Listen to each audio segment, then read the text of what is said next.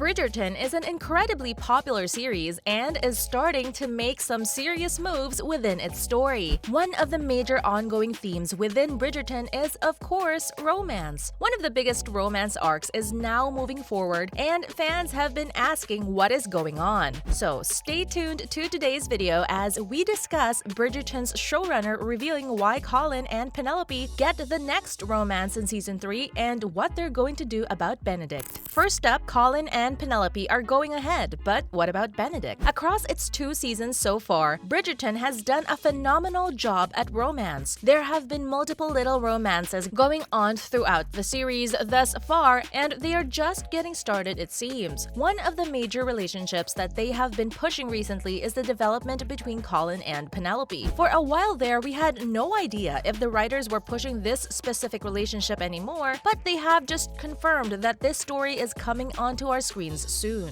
Bridgerton is of course based off of a book series by Julia Quinn, and the storylines in the series usually follow how they went in the books. However, in the books, Benedict is the next romance that takes place as it's the 3rd book. Book 4 is Colin and Penelope, and they just seem to be skipping over Benedict for some reason. Well, it seems like Bridgerton writers and showrunners have created a reason for them doing this. The showrunner of the 3rd season, Jess Brownell, said this in an interview with Variety. "I really feel like it's Colin and Penelope's time, because we've been watching both of these actors on our screens since season 1. We've already invested in them a little bit. We know who they are as people. I feel like, especially in the last season, there are these moments of tension between them where it's like Colin walks up to the line of almost realizing that Penelope has feelings for him but doesn't quite get there. Instead of treading water on that dynamic, we wanted to push it into their season. It really felt like the perfect moment to tee it up." Clearly, season 3 is all about these two, but are we going to see Benedict in season 4 at all? Of course, the showrunner couldn't confirm or deny their plans for season 4, but she noted about the major changes that they have made throughout the series. They have changed the story a decent amount, and she had this to say about it all. "Well, we already differ from the books a little because we're an ensemble show. The books really focus on one romantic pair at a time, and maybe the siblings have a little cameo here and there, but they don't have full stories. In that way, even though we're reversing the order of the books, I think all the people you would expect to see, Benedict, who is book 3, he will be a vital part of season 3. This basically confirmed to the fans that Benedict is probably going to be a character inside of season 3 and will be set up for a later date regarding his romance. It's going to be cool seeing the fans wait for his arc to happen, but in the meantime, they can follow the Penelope and Colin's relationship. What do you think about all of this? Let us know down in the comment section below. And now, stay tuned for some more Bridgerton and other television news. Next, let's recap season 2 before we enter season 3. With season 3 right around the corner, let's do a little bit of a recap of some of the major things in season 2. The biggest thing that happened at the end of season 2 was Kate being knocked off her horse in a rainstorm. Fans were going crazy when this moment happened and had many questions. So this is what happened. Anthony was already chasing after her and managed to come back to her rescue and made sure she received some sort of medical attention. This took place at Lady Danbury's house, and Kate was left with a cut on her head. Anthony put pressure on the wound, and Kate was in and out of consciousness. This event really put the pressure onto Anthony and was a trigger for the issues he was already going through. He was dealing with the trauma of his father's death and went on to blame himself for Kate's accident. The main reason Kate left on her horse in the first place was because she slept with Anthony the night before, and she felt guilty. She left the house and took a horse ride, which led to her injuries. Kate later woke up a few weeks later and was told that Anthony never returned to visit her, and she felt awful. Anthony realized his love for Kate and took his ring and went to propose to her. Things went a little crazy after this point. A lot more happened after that, but at the end of the day, Anthony and Kate realized their love for one another and went off on their honeymoon once they were married. It was a crazy ride, but things went well in the end. Isn't this crazy? What a super insane ending for a show like this. If you want to know more about Bridgerton, stay tuned to this video as we are going to discuss some questions fans wanted answered before season 2 released. And now, season 2 was great for fans, but they still have some questions that need answering. So first up, we have a pretty interesting question that so many fans have been wondering since season 1 ended. How exactly does Lady Whistledown gather her information? All throughout the amazing season 1, we saw Whistledown looming over society and finding out some things that they really should have any business in. She's a sort of omnipotent overlooker who just seems to literally know everything everything about the characters we follow and those around them. She even saw romantic relationships between lovers, some scandals that involved an almost eyes wide shut type situation with ballrooms in the night and palatial gardens. We even saw her find out enough about the current society of the show to judge the people in it and those who control it. For fans, Season 2 of Bridgerton needs to let the audience know how exactly Lady Whistledown gets her information and how it all plays out. How does she know all of this information? Is it a network of people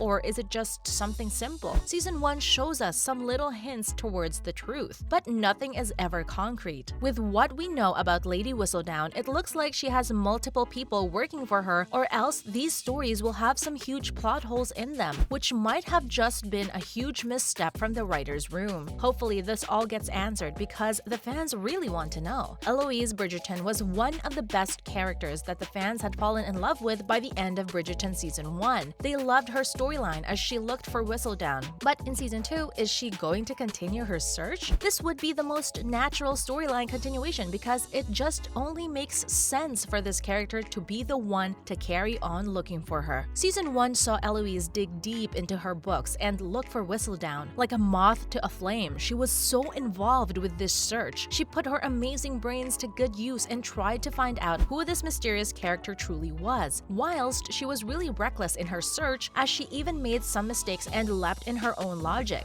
She had a really huge theory that Madame Delacroix was the woman she was looking for, but Season 1 ended with this theory being debunked and Eloise being left with no real leads. She is now back at square one with no idea what to do next. It looks like she is still even more committed than ever to find out who Whistledown is. So it seems like she isn't going to stop anytime soon in her search, but is that what the writers are going with? At the end of the day, it's the writer's choice whether to carry on with this, and it only makes sense for it to happen. And that's the end of today's video. Bridgerton has been an amazing series this far, and clearly has a lot more to offer over the next season. When it comes to adapting the original material, the writers have clearly just used it as a base and are trying to adapt its stories for this new generation and our current climate. They want to talk about some different and more important issues with these characters, and they do a great job with it. Though they have departed from the original books in some areas, it is still a pretty faithful retelling of the book series. Hopefully you enjoyed this latest video. If you did, would you please let us know down in the comment section below? It would be very helpful. Make sure to like the video, comment down below, and of course, subscribe to the channel with the notification bell rung. Thank you for watching today's video. Bye!